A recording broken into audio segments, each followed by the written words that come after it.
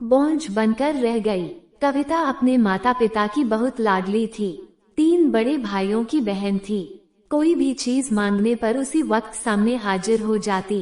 पूरे घर में रौब था उसका। पूरे परिवार और नौकरों पर राजकुमारी की तरह हुक्म चलाती थी। कविता का स्कूल में भी पूरा रौब था। बड़े घर की लाडली जो थी वो। ऐसे ही उसने कॉलेज में दाखिला लिया। उसके ठाठ बाट, बड़ी गाड़ी में आना जाना, हर दिन नया फैशन देखकर हर कोई उससे दोस्ती करना चाहता था। थोड़े ही दिनों में उसके बहुत से दोस्त बन गए। पूरे कॉलेज में उसकी अपनी ही एक पहचान थी। इन दिनों उसके घर एक रिश्ता आया। खानदानी लोग थे और पापा की पुरानी जान पहचान थी उनके साथ। कविता के साथ कोई जबरदस्ती नहीं थी, पर कविता ने फिर भी हाँ कर दी, क्योंकि वह अपने परिवार से बहुत प्यार करती थी। वह जानती थी कि वह लोग उसका अच्छा ही सोचेंगे। लड़के का नाम राज था। राज काफी पढ़ा लिखा और समझदार लड़का था। ससुराल वाले भी बहुत अच्छे थे। ससुराल में भी कविता की जगह वैसी ही थी जैसे कि मायके में थी। कोई भी कार्य कविता की सलाह के बिना नहीं होता था। वो सबकी लाडली बहू बन गई थी। फिर उसके घर एक बेटे का जन्म हुआ, जिसका नाम राहुल रखा। राहुल कविता को जान से भी प्यारा था। पोता पाकर ससुराल वाले तो फूली नहीं समा रहे थे। कविता कभी कभी सोचती कि उसकी किस्मत कितनी अच्छी है। उसका हर अपना उसे कितना प्यार करता है। चाहे जीवन में कैसा भी समय आए, मेरे अपने हमेशा मेरे साथ हैं। मैं कभी अकेली नहीं हो सकती। कितनी किस्मत वाली हूँ मैं। पर शायद कविता की खुशियों को उसकी अपनी ही नजर लग गई थी। एक दिन वो मायके जाने की जिद कर बैठी। राज को बहुत काम था, लेकिन वह फिर भी उसे ले गया। रास्ते में उनकी गाड़ी अन्य गाड़ी से टकरा गई। कविता, राज और राहुल बहुत बुरी तरह से जख्मी हो गए। काफी दिनों के इलाज के बाद राज और राहुल तो ठीक हो गए, लेकिन कविता पूरी तरह ठीक ना हो सकी। सर पर चोट लगने के कारण वह अपनी आंखों की रोशनी खो बैठी।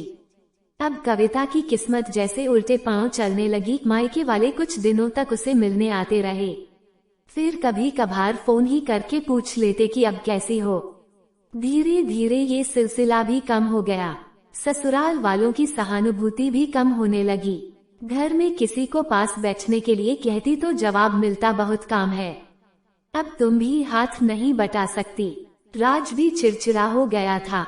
बस राहुल ही था उसके साथ, जिसके साथ हंसते खेलते उसका वक्त गुजरता। एक दिन कविता के हाथ से कुछ सामान गिर गया, जिसकी वजह से राहुल को हल्की सी चोट लग गई। कविता के सास ससुर ने राहुल को उससे अलग कर दिया कि कहीं उसके ना देखने की वजह से बच्चे का कोई नुकसान ना हो जाए। कविता अंदर से टूट चुकी थी। एक दिन उसने सबके सामने मायके जाने की इच्छा रखी तो राज उसे तुरंत मायके छोड़ आया, जैसे कि वह भी यही चाहता था। लेकिन राहुल को उसके साथ नहीं भेजा गया। कविता कभी राहुल से दूर नहीं रही थी, पर अपनी कमी के कारण उसने ज्यादा बहस नहीं की। कविता को लगा कि वह 3-4 दिन वहां रहेगी तो थोड़ा हवा पानी बदल जाएगा, क्योंकि वह कितने दिनों से कहीं भी बाहर नहीं गई थी। घर वाले भी इतने दिनों बाद उसे देखकर कितने खुश होंगे। कविता के घर पहुंचने पर सब लोग बहुत खुश हुए। खाने में सब कुछ कविता की पसंद का ही बना था। उसने अपने मम्मी पापा और भाई भाभीओं से दिल खोलकर बातें की। उनके छोटे छोटे बच्चे भी बुआ के साथ घुल मिल गए थे।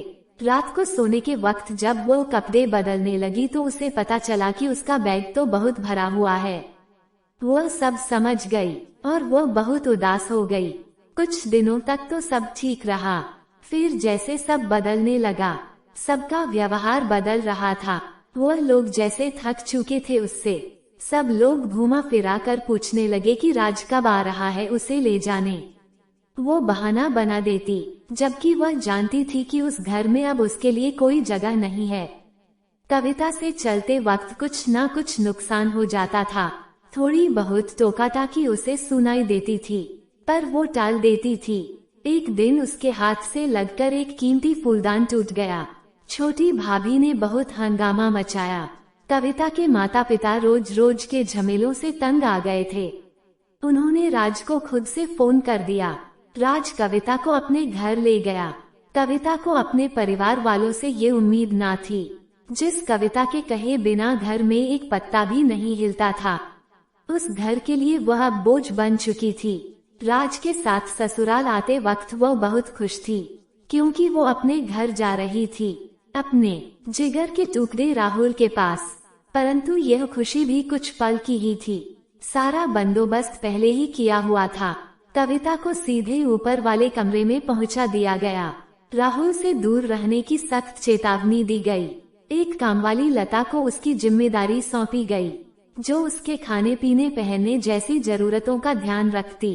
कविता ज्यादातर चुप ही रहती। कभी कभी कामवाली लता से थोड़ी बातें कर लेती थी। उसके जरिए राहुल का पता चल जाता था।